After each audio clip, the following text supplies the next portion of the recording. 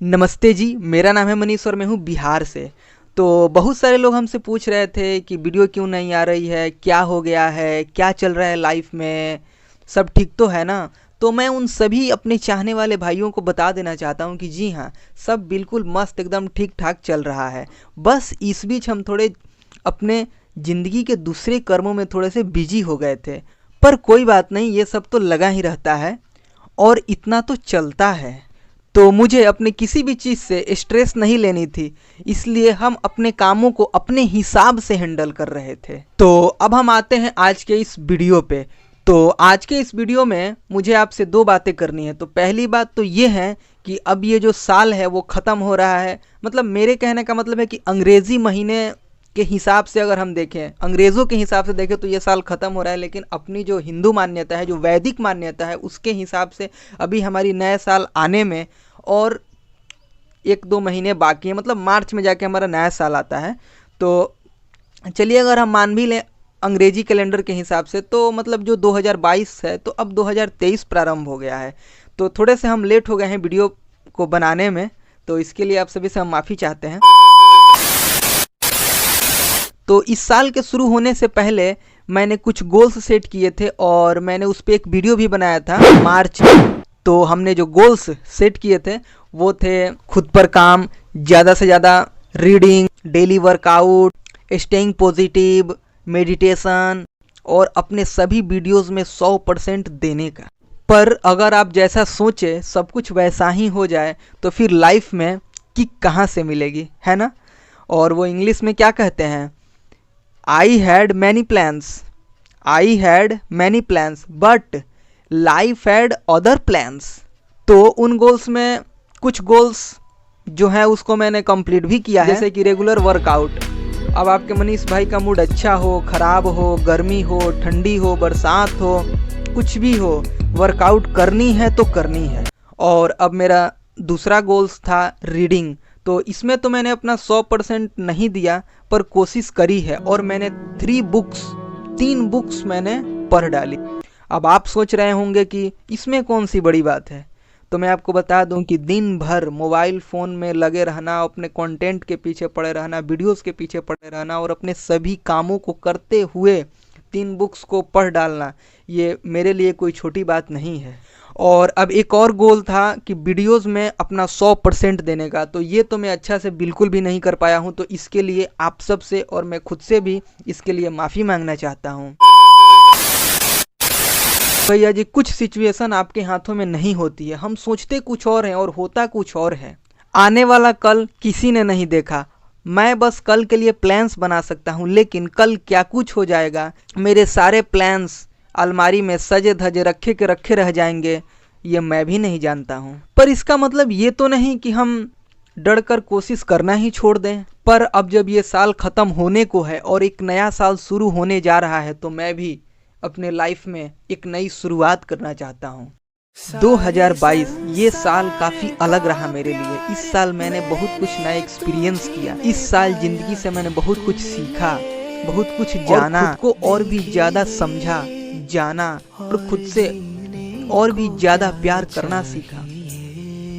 पर जितना आसान आपको सुन के लग रहा है उतना आसान असल में बिल्कुल नहीं था। रुकावटें और मुश्किलें बहुत सारी थी रास्ते में और अपनी ग्रोथ एकदम रुक सी गई थी। मैं उलझता सजा रहा था अपने आप से, फिर चीज़ों को समझा, अपने आप को और थोड़ा समय दिया, उस ऊपर वाले पे पूरा भरोसा रखा, फिर जाके हमारी जो भी चीज़ें थी वो सब धीरे धीरे ठीक होना शुरू हो गई।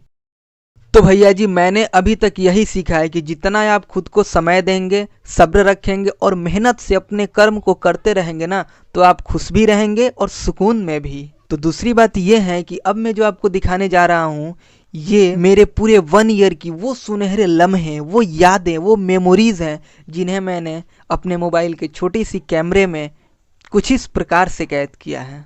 तो चलिए वो खूबसूरत से सुनहरे यादों को शुरू से शुरू करते हैं। 1 जनवरी 2022 इस साल का मेरा पहला ब्लॉग, एकमा स्टेशन।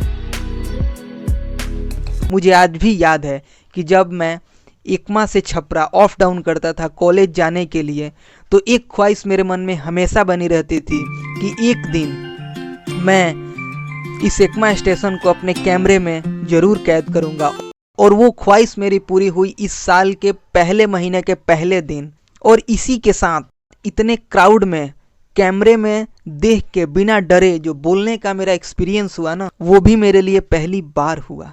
इस साल का मेरा दूसरा ब्लॉग, माय फर्स्ट ब्लॉग। अब आप सोचेंगे कि माय फर्स्ट ब्लॉग ये कहाँ से आ गया, तो मैं बताता हूँ आपको। दरअसल माय फर्स्ट ब्लॉग का ट्रेंड उस समय बहुत तेजी से चल रहा था। बहुत सारे छोटे छोटे क्रिएटर माय फर्स्ट ब्लॉग के नाम से ब्लॉग बना के वायरल हो रहे थे। फिर क्या था, मैंने देखा तो मेरे भी मन में आया कि क्यों ना मैं भी एक बार ट्राई करूं। फिर मैंने भी बनाया, लेकिन वो कहते हैं ना कि होए वही जो राम रचि राखा, मेरा ब्लॉग वायरल नहीं हुआ। फिर मैं रुकने वाला कहाँ था, एक के बाद एक ब्लॉग बनाता चला गया। इसी दौरान मैं गांव के छोटे छोटे बच्चों के साथ मिलकर गांव में ही मस्ती किया, उसका ब्लॉग बनाया। फिर एक गवर्नमेंट स्कूल के टीचर जो कि यूट्यूब पर काफ़ी फेमस हो रहे थे, फिर मैं उनके पास गया, उनका इंटरव्यू लिया। फिर उसके बाद मैं रसूलपुर के हनुमान मंदिर गया, वहाँ पे हनुमान जी का दर्शन किया। फिर मैंने अपने गाँव के भयंकर कोहरा और सर्दी को दिखाया। और इसके साथ मैंने आपको लोगों को ये भी कहा था मैं सोच रहा हूँ एक गोरिल्ला ट्राइपॉड लेने का। और फिर मैंने अगले ही ब्लॉग में उसको पूरा किया और ले लिया अपना खुद का गोरिल्ला ट्राइपॉड।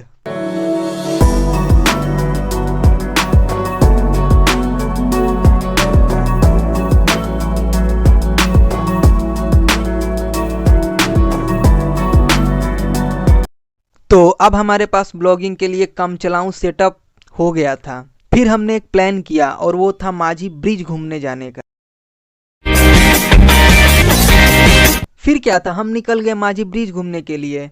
और ये मेरा पहला एक्सपीरियंस था लॉन्ग ड्राइव पे जाके ब्लॉग बनाने का। और ये एक्सपीरियंस मेरे लिए काफ़ी अच्छा रहा। इसमें काफ़ी कुछ मुझे सीखने को, काफ़ी कुछ जानने को, समझने को मिला। और वहाँ पे जाके काफ़ी हम लोग इंजॉय भी किए। फिर इसके बाद हमने आप लोगों के साथ एक अपना डेली रूटीन का दिनचर्या भी शेयर किया था वीडियो के माध्यम से। तो भैया जी का सुबह से रात तक की पूरी दिनचर्या। और उसमें मैंने आप लोगों को बहुत सारी अच्छी चीज़ें जो थी मेरे हिसाब से, वो मैंने आप लोगों को उसमें बताया भी था और दिखाया भी है। फिर इसके बाद आया हमारा रंगों का त्यौहार होली। अब इससे आप समझ ही गए होंगे होली से कि हम आ गए हैं मार्च में। तो हमने शुरू किया था जनवरी से, नहीं 1 जनवरी से। और यूट्यूब की इस यात्रा को करते करते हम आ गए हैं मार्च में। तो हमने होली को बहुत ही खूबसूरत तरीके से कुछ इस प्रकार से मनाया। और हाँ भैया जी, आज के इस खूबसूरत से लम्हे को हम अपने दोस्तों के साथ इस छोटी सी वीडियो में कैमरे की मदद से कुछ इस प्रकार कैद कर लिए हम।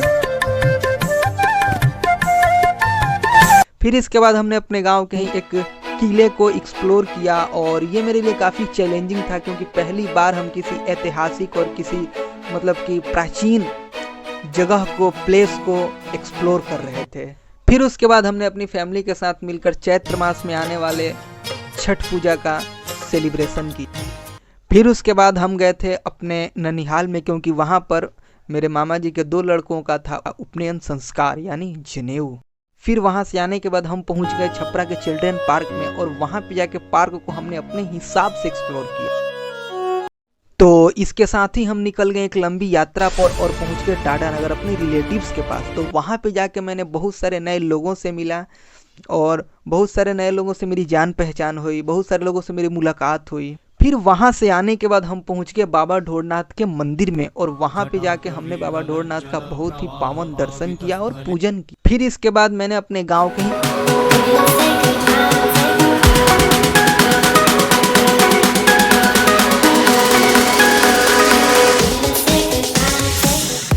कहीं प्राइमरी स्कूल को दिखाया, जिसमें मैंने 1ली से लेकर 5वीं तक पढ़ाई किया है।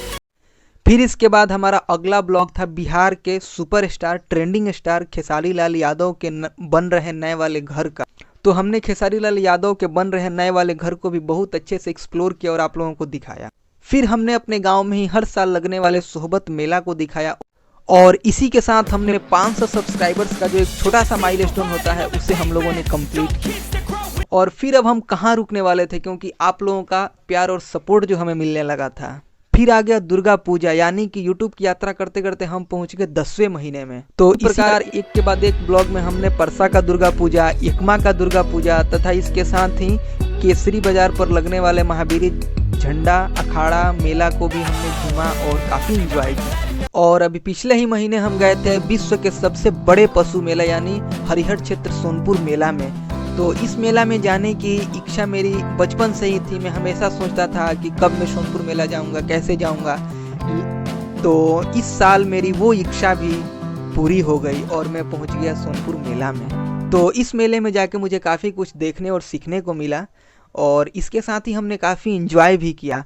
अब चाहे वो नाव में बोटिंग करना हो या काली घाट का जो घाट है उसको घूमना हो, देखना हो, हम लोगों ने सब कुछ किया। और इसी के साथ हमारा इस साल का जो आखिरी जो अंतिम ब्लॉग था वो बनियापुर मेला के साथ समाप्त हुआ। तो मेरे इस YouTube जर्नी में आप सभी मेरे मित्र भाई बंधु जो मेरे साथ जुड़े हैं उन सभी को बहुत बहुत धन्यवाद। थैंक यू सो मच कि आप सभी ने मेरे इस YouTube की यात्रा में यहाँ तक साथ दिया। तो बस इसी प्रकार आप सभी से निवेदन है कि आप सभी आगे भी ऐसे ही अपना प्यार और अपना सपोर्ट इस चैनल के साथ हमेशा बनाए रखें। तो चलिए मिलते हैं बहुत जल्द आप सभी से एक नए ब्लॉग के साथ। तू मिले दिल खिले और जीने को क्या चाहिए।